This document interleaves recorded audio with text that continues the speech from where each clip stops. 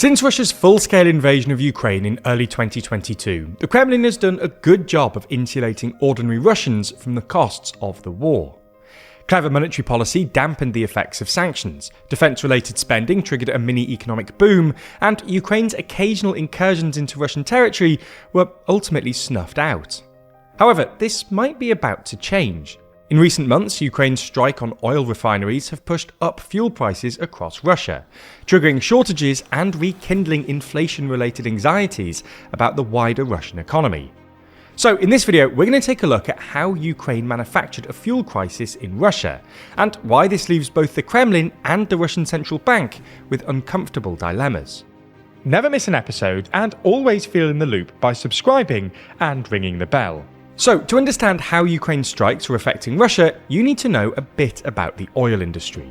In short, when oil is pumped straight out of the ground, it's an unhelpful mix of different hydrocarbons that can't really be immediately used for anything, hence why it's called crude oil.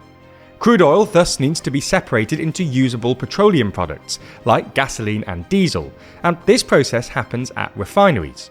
Generally speaking, about 50% of the crude oil is turned into gasoline, 25% is turned into diesel, 10% is turned into jet fuel, the remainder is turned into funkier petroleum products with more specific uses. Anyway, as you probably already know, Russia produces a lot of crude oil, mostly via its oil fields in western Siberia.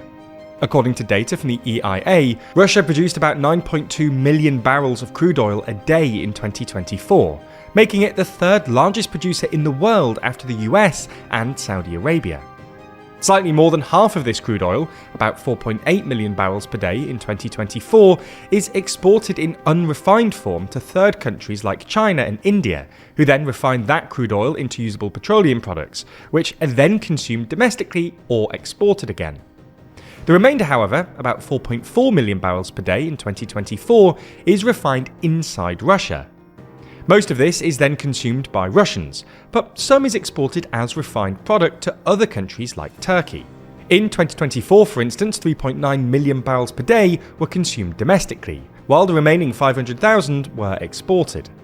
Anyway, to this end, there were about 30 large oil refineries in Russia, mostly in the west of the country near the population centres, which are connected to the western Siberian oil fields via a network of pipelines.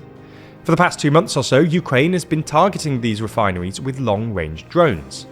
At least 16 have been hit, some multiple times, and Ukraine has successfully carried out strikes against targets thousands of kilometres away, including the Neftekhim Salavat refinery in Bashkortostan.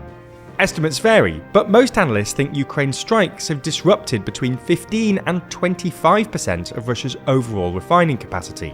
Unsurprisingly, this has triggered a dramatic decline in diesel and gasoline production, pushing up prices. Russia has recently banned diesel and gasoline exports to increase domestic supply, but this hasn't really worked. Wholesale gasoline prices have risen by about 40% in recent months, and are now at record highs, according to data from the St. Petersburg Exchange. This is obviously bad news for ordinary Russians, but it's also bad news for the Kremlin, because of how higher fuel prices interact with Russia's pre-existing inflation problem. For context, thanks to a dramatic increase in defence-related spending and the ruble's post-invasion depreciation, inflation has been running hot in Russia for really the past 2 years, with year-on-year inflation rising from a low of 2.3% in April 2023 to over 7% throughout 2024, and then a new high of 10.3% in March 2025. To bring inflation down, the Russian central bank hiked interest rates from 7.5% in 2023 to a high of 21% in late 2024, making it more attractive to save rather than spend rubles, and reducing aggregate demand and therefore inflation. While these super steep rate hikes succeeded in bringing down inflation, which has now fallen for 5 consecutive months to a recent low of 8.1% in August, they also dampened growth, and there were fears that the Russian economy was headed for a recession earlier this year. This is why the Russian central bank started cutting rates earlier this year, even though inflation was still running above 8%, more than double the central bank's target of 4%. They basically decided that, in the short term, avoiding a recession was more important than bringing inflation down to target. Anyway, if this recent spike in fuel prices pushes inflation back up, the central bank will be faced with an even more acute dilemma. Either they hike rates again, which would bring down inflation but risk pushing the Russian economy into a recession, or they continue with their rate-cutting cycle, which would encourage growth but risk letting inflation rise to destabilizing levels. This is probably why, instead of letting prices at the pump rise, as you'd expect them to when wholesale prices are going up, Russian authorities have instead essentially capped prices, mostly via anti-monopoly regulation that limit how quickly individual petrol stations can raise their prices. Prices have still risen, but not by as much as you'd expect given the supply issues, and this has led to shortages across Russia. In certain regions, price caps have led to a parallel black market where you can get a sense of the actual market value of fuel at the moment.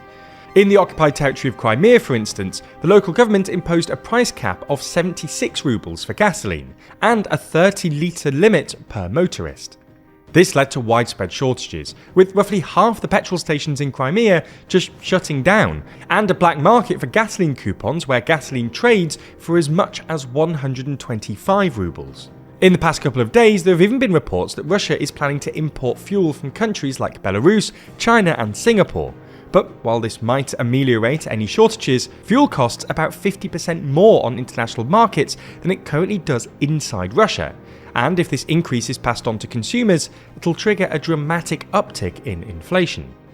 Now, to be clear, these strikes aren't going to bankrupt the Kremlin, not least because Russia can just export the excess crude. Nonetheless, it creates a difficult dilemma for both the Russian central bank, which has to decide between inflation and recession, and the Russian authorities, which have to decide between shortages and higher prices.